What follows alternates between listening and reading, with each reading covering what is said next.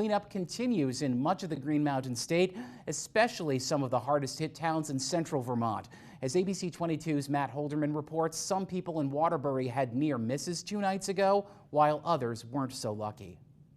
While the Winooski River has now receded a good bit here in Waterbury, it's once again left behind damage that will likely still be visible well into 2024. One great example of that is right behind me here. This old train bridge over the river got smacked right in the center by a tree that was being carried downstream by the floodwaters. And just about 1,000 feet from here are some homes that saw their fair share of devastation as well.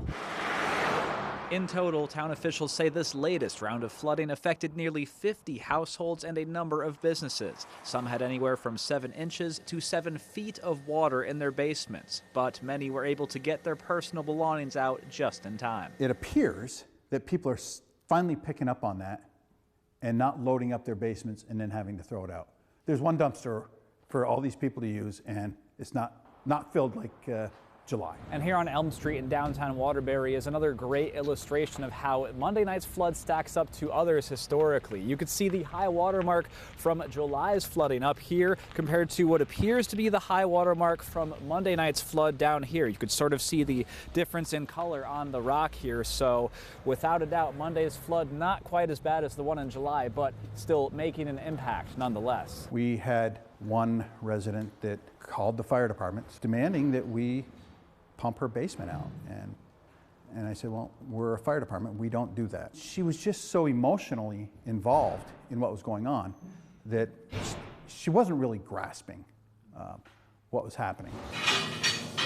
For the people who do have a lot on their plates, there are other community members offering help, some of which is in the form of a different kind of plate. We started cooking yesterday morning about 10 o'clock and sent about a dozen quiches out the door yesterday early afternoon, and then later in the afternoon we sent out about 12 trays worth of chicken and rice for dinner. On the menu today at Stowe Street Cafe, a dozen trays of shepherd's pie to be sent to the Waterbury town offices, where anyone dealing with a flooded basement can come grab a free meal. The cafe workers say they understand what their neighbors are going through and that the town is receiving less volunteer help than expected. They say anyone able to help should come on down. The need is definitely there, and if folks are willing to throw on some boots and gloves and pick up some shovels and brooms to really help folks clean up, that would be incredibly tremendous and appreciated. If you can't donate your time but still want to help, they say a great website to visit is waterburycast.org, where you can find links to donate cash to the community. In Waterbury, Matt Holderman, ABC 22 News.